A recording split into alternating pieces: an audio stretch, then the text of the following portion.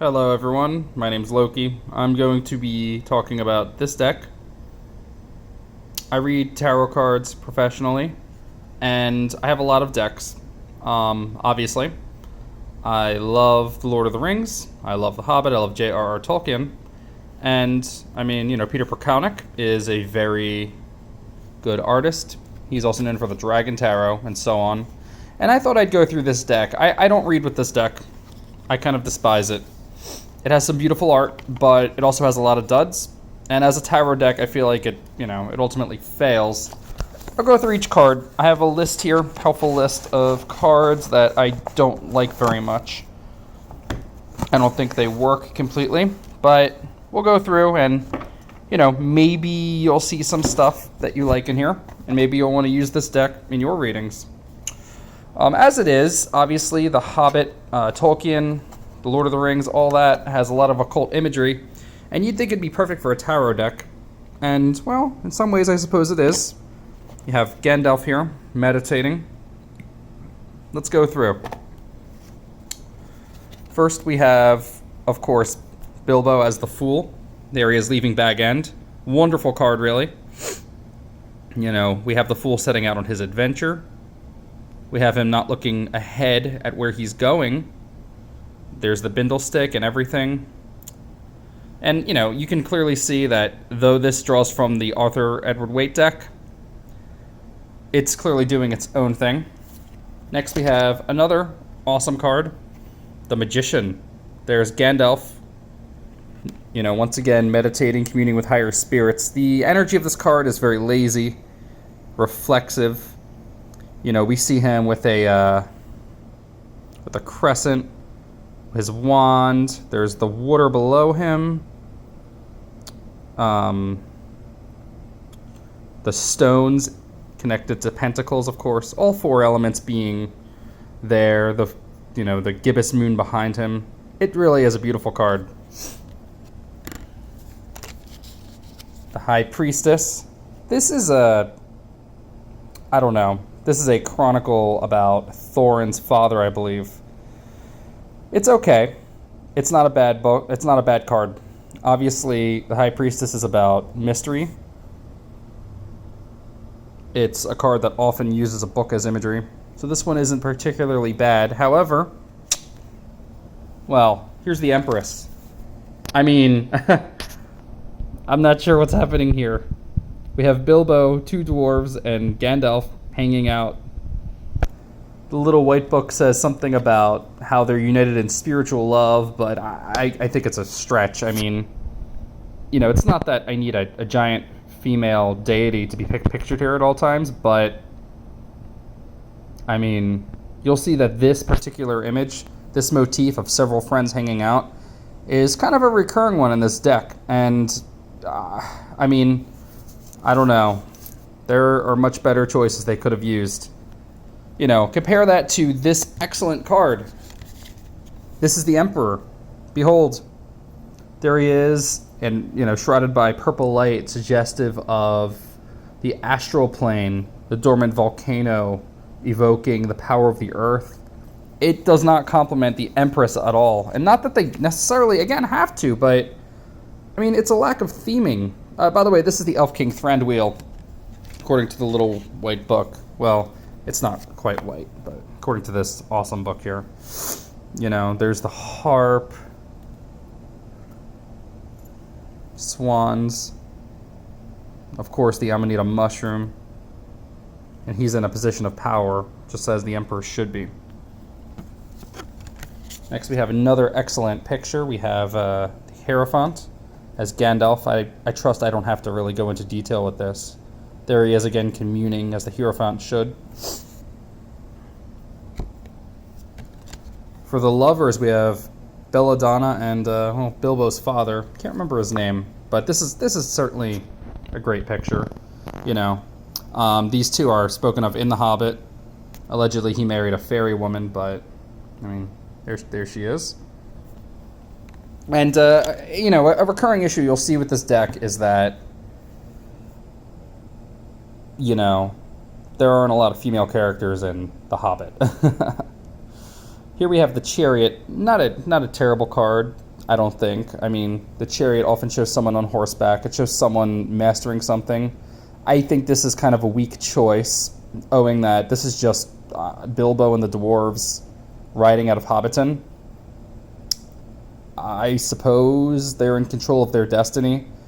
I don't think that the single white pony there is connected to the traditional imagery of the black and white Sphinx, but, well, I mean, it's kind of a weak card, but it's not the worst. There are much worse cards in this deck, such as Strength here. Yeah, I'm not sure what this is supposed to be. They say the book says that this is supposed to be Thorin, but he's reclining. I don't see a struggle here. Maybe there's it's his existential misery.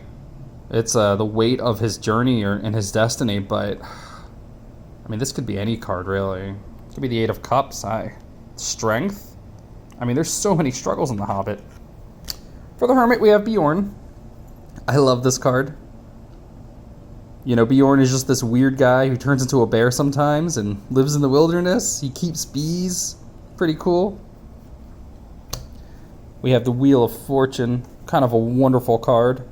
We have Bilbo and Gollum playing their riddle game as, well, the writing on the ring winds its way around their destinies. Wonderful stuff. Excellent. And then this card. It's amazing. This deck goes from like 10 to 0. It's amazing. Justice. The picture doesn't even match what the book says this is supposed to be. Thorin's telling Bilbo to keep quiet as Bilbo measures the Arkenstone in the forest. That's not even what happened in the book. I don't understand what's going on here. Yeah, I don't know. It's not even a good justice card. The only thing suggestive of this being justice are the scales. Bilbo's not even holding a sword. Not that, I mean, the sword is there, but it feels like it was put there because this is justice. I have no idea what's going on here. They could have done anything. They could have done, like the Elf King judging the dwarves and Bilbo in the forest. I don't... By the way, the Arkenstone, you're going to see a lot of that, so get used to it. Let's see. Next we have, we have the Hanged Man. We have Gollum in his little cave under the mountain. Kind of a good card. I hate this card. This is a Death. This is supposed to be the Great Goblin. I'm not sure what he's doing out of the mountain, but, I mean, Death is generally more concerned with rebirth than actual death. I mean, I guess the Great Goblin is an avatar for Death himself. I just think it's a bad choice. He dies, but there's nothing transformative about the Great Goblin. I suppose that the dwarves and Bilbo going down into the mountain is a sort of catabasis. It's a clear descent into the underworld, but, like, why isn't that pictured then? Why is it specifically the Great Goblin with arrows sticking out of him? I don't know. It's a cool picture, but kind of a weak card, but not as weak as Temperance here. You got me. So this is Bolg, who is the son of the Great Goblin, who shows up at the Battle of Five Armies. I really don't have much to say about this. It's terrible. This sucks. Temperance is usually one of my favorite cards, and I mean, yeah. So we have the Devil, kind of a no-brainer there. Smaug destroying Lake Town. He's completely cut loose here. I mean, the Tower, same picture basically. Smaug destroying the mountain, I suppose, flying around in rage. Both have lightning in them. You can see the Peter Pracownik, love for drawing Smaug also. He's excellent. There's the star, the door above the secret... Sorry, the star above the secret door with the thrush knocking. Truly cool. The moon is pretty good. I like the moon. We have Gollum here. He's caught his fish, and he's stuck in this kind of loop of misery.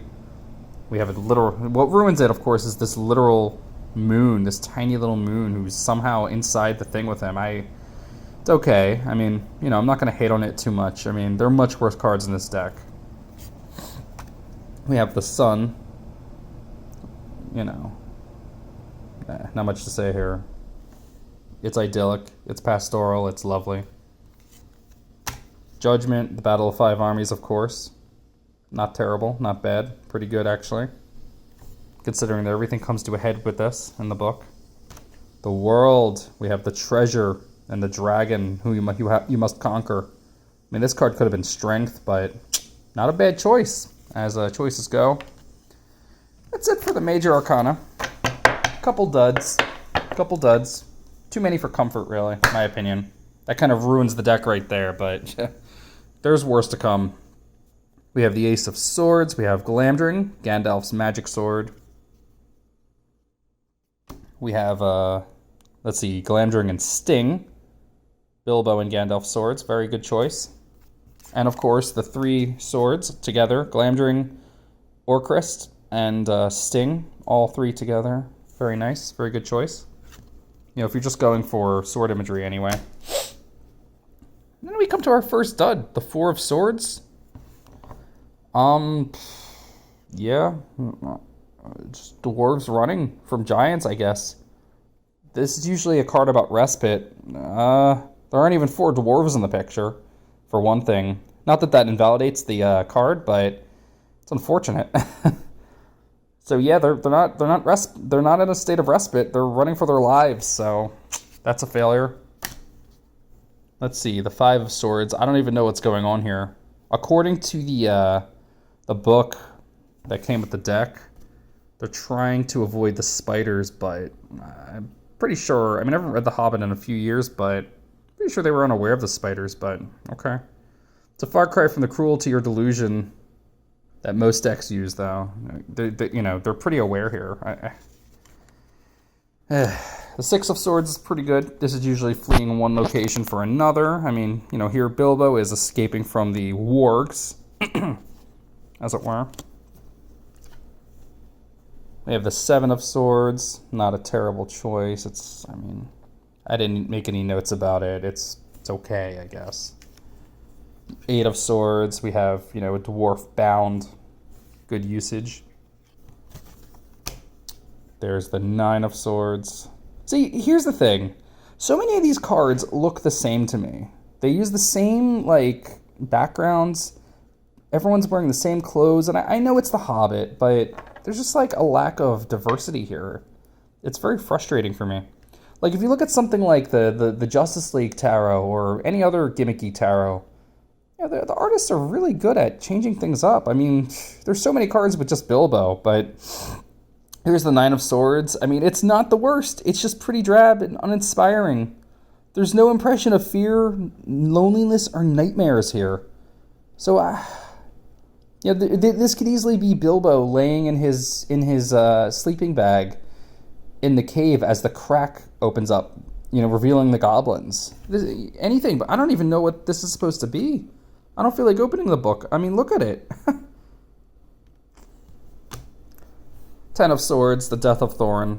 Very nice. I mean, it's a good choice. We get to our royalty. We have the Page of Swords. Not too bad. I mean, here's Bilbo learning. This is pretty much where he is. This is the first time he's really tested in the book. He slays a spider all on his own. Very cool. The Knight of Swords, a man from Lake Town. Okay. Not a bad choice. The Queen of Swords. I usually see this as a mournful lady, and according to the Hobbit Tarot book here, that is the Queen of the Wargs. There she is, mourning the many dead whom, Gandalf blew up with his exploding pine cones. And the King of Swords. Apparently another man from Lake Town. No, actually, it's supposed to be Thorin, according to the book. He's awfully tall for Thorin. That's my only note. I literally had to remember, because he's not drawn the same way he is in his other cards. If we dig up strength, hang on. Let's see if I can find it real fast. The strength is, yeah. Look, it's the same guy. There he is. Dreadful stuff. I mean, come on. What the fuck? What even is consistency, right? Alright, that's it for swords. Here are the wands. Here is the wonderful Ace of Wands. Gandalf in all his glory, lighting his wand up. Not sure what the context is, but I don't really care. Any card with Gandalf in this deck is a winner, in my opinion. We have the Two of Wands. Hardly two paths or wanderlust. Hardly any sort of technical mastery. You know, this is them scrambling up the trees. I guess scrambling into the trees was pretty... I don't know. I don't care for this card. I think it sucks. This deck is, just so dreadful. Let's go to my notes. Three of Wands. Yeah, so this is supposed to be Bilbo going into the Dragon's Den. It's very unclear that that's even what's happening. It's completely drab and mundane. I mean, just imagine seeing this in a tarot reading. You know, you're sitting there and you have no idea what to say because you're like, it's the Three of Wands. I know what that stands for. What are these images saying, though? You know? You look at, the person you're reading for, you look at this fucking card and you're like, I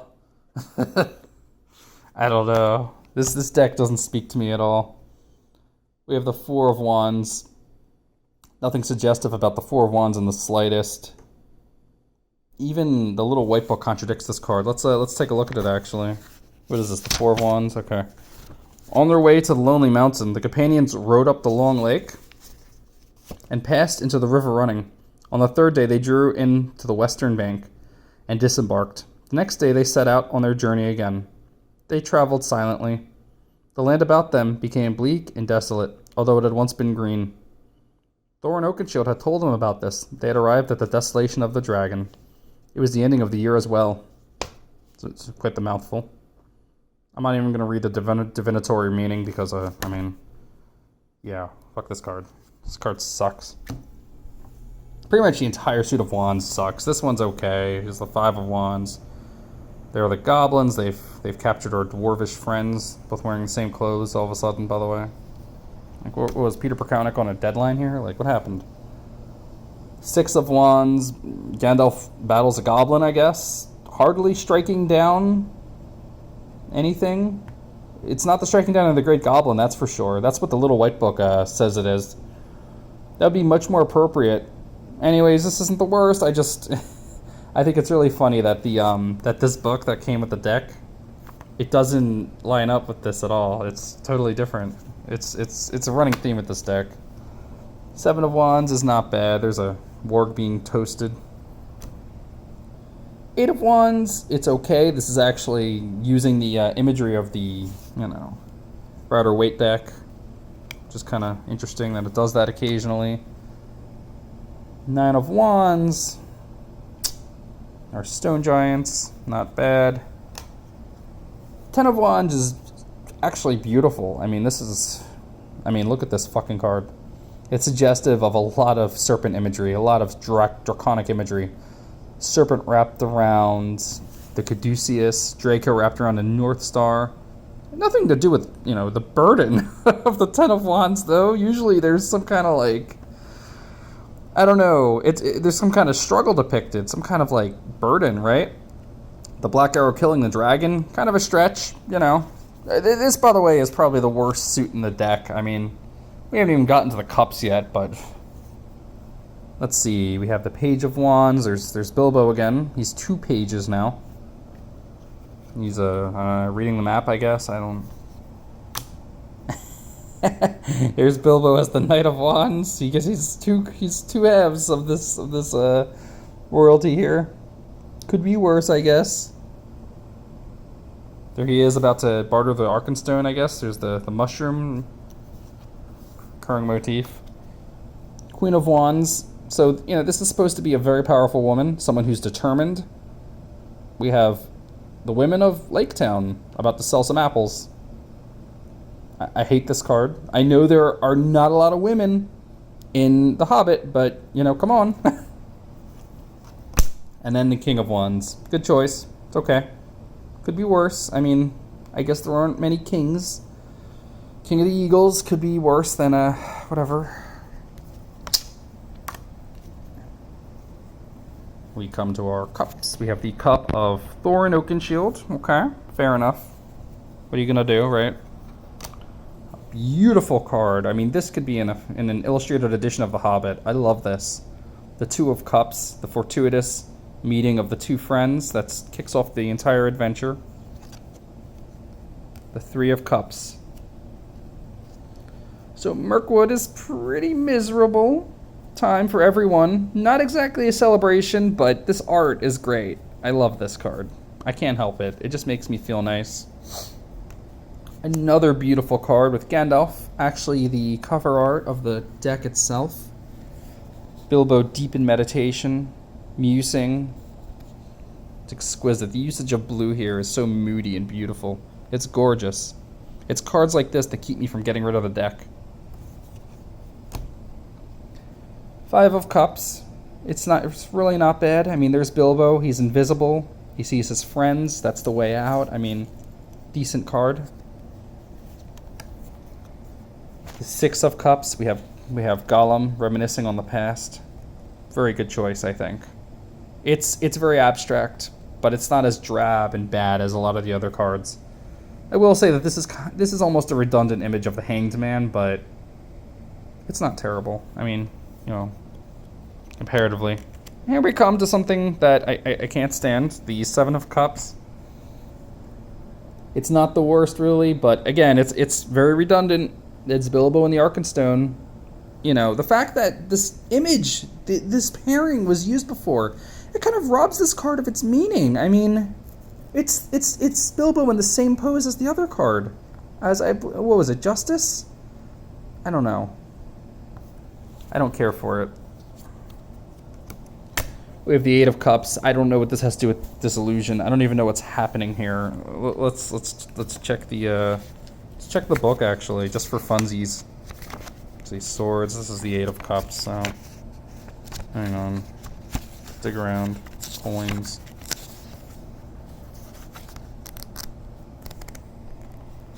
The Eight of Cups. Behold. One of the great eagles comes into land. There are two eagles here. Also, they're clearly following someone who's, riding really hard. These kindly birds were proud and noble-hearted. At the Battle of the Five Armies, things were looking very grim, blah, blah, blah. The eagles are coming, and this echoed across the valley. Yeah, okay. Cool story. Nine of Cups. So this is supposed to be like a complete and utter, like a nice respite, but not a respite, but, setting up a house, really, right? I mean, I don't know. Rivendell is temporary. It's not the worst. It's just merely, merely awful. And finally, I don't know what this has to do with ultimate happiness and love. Granted, I don't even know what's happening here. This is just an elvish guard. I guess he loves his job. There's lots of mushrooms around him. I don't know. I guess Peter Pracownik or Terry Donaldson, who, assigned the cards their attribution, just liked the image and didn't want to throw it out, but whatever. Let's see, here's the page. Elrond should be a wand card. Just my opinion, considering he's an elf lord. But, there's nothing really romantic about him, especially considering what he does with Arwen and the Lord of the Rings, But he definitely shouldn't be a page. I don't even know, but here's the Knight of Cups. You got me. This is allegedly Balin. I love him, but he's hardly amorous. If anyone, it should have been like Gloin, because we know he had sex at some point because of Gimli. Whatever. Oh, I don't know why he's a knight. I don't understand this card. And here we have the biggest stretch of all. Excellent choice, I think, but look at this. Just look at this card. The Queen of Cups. We borrowed a fucking female character from the Lord of the Rings because we have no women. And it was Goldberry, Tom fucking Bombadil's wife. Not a bad choice for the Queen of Cups, especially with the Queen Bee above her. The fat Queen Bee. The fertile Queen Bee. With the full moon. It's a lovely picture. But if we're borrowing Tom Bombadil and his wife because we're so desperate for female characters, why not have Galadriel or Arwen? I mean, you don't need that many women. And then there's Bilbo. At least he's not a page again this time. He's the King of Cups, apparently. I don't get it. I don't understand. The King of Cups can be a shrewd businessman. I don't know. He should be the King of Coins, if anything. But then again, the book is about his spirit of adventure maturing, so... okay. It's fine. It's really not the worst card. All I know is that, like, this hardly looks like a royalty card. You know. Next we have the Ace of Coins, the Arkenstone. I mean, you could do worse. I mean, here it is again for the 100th time. It makes sense, at least. We have the Two of Coins. We have the, you know, dwarves arriving, right? Not a bad choice. They're about to kick off Bilbo's adventure, which makes him very wealthy. The Three of Coins. This is more funny than bad. This is the Giants. Is this their business partnership? I love that guy's shirt, by the way. It's awesome. These guys are dressed like trolls should be dressed, but this guy, he's wearing a little gold shirt with the sleeves. He's like waving at the camera too. Like, what's going on here? 4 and 6.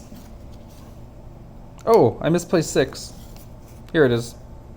Oh, okay, we'll get to it. So I'm just gonna skip 5. 5 is fine, by the way. Whatever. Who cares? I certainly don't care.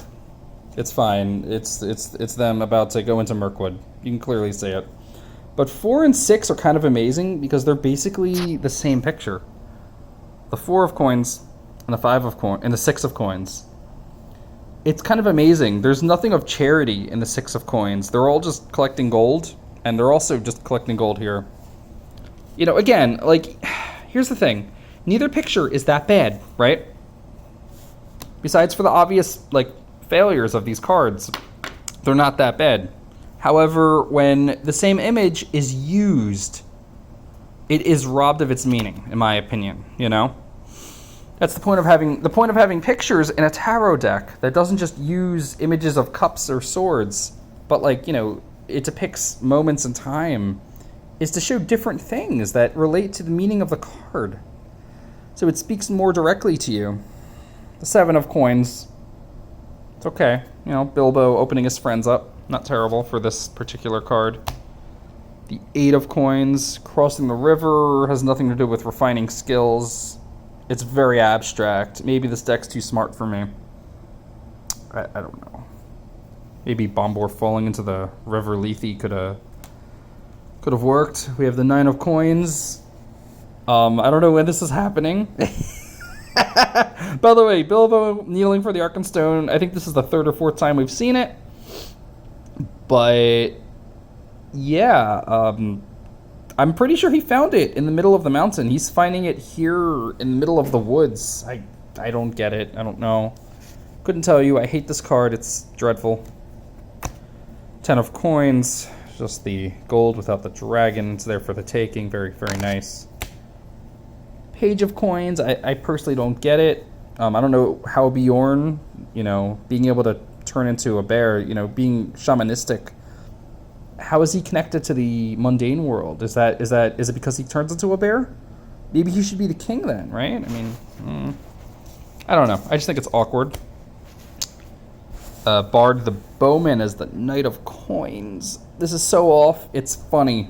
Like, this is like meme level if you read tarot cards. Bard the Dragon Slayer is just a mundane page of coins. I really don't understand it. Like, the Dragon Slayer. Like, it's such a mythic fucking quality to be a Dragon Slayer. And here, once again, reusing characters because we have no women. Lady of Laketown. It's not bad for the Queen of Coins, actually. Should have just been the Queen of Coins. She's here twice. It's uninspired. And finally, the King of Coins. We have Dane Ironfoot, Thorin's brother. So, not a bad choice. Actually, really awesome artwork, by the way. Very D&D. Gorgeous, gorgeous stuff. So there's the Hobbit Tarot. I've been wanting to make a video about this for a long time. You know, I read cards. I have a lot of decks, and I thought I'd start with this deck and just, show it off a little. I can go through it more slowly or make another video just showing the cards without my commentary. Maybe I can attempt some readings with it on this channel, I don't know, but I thought I would share it with whoever might care to watch this video. Let me know what you think. Check my Etsy page if you feel like getting a reading, or don't. Take care.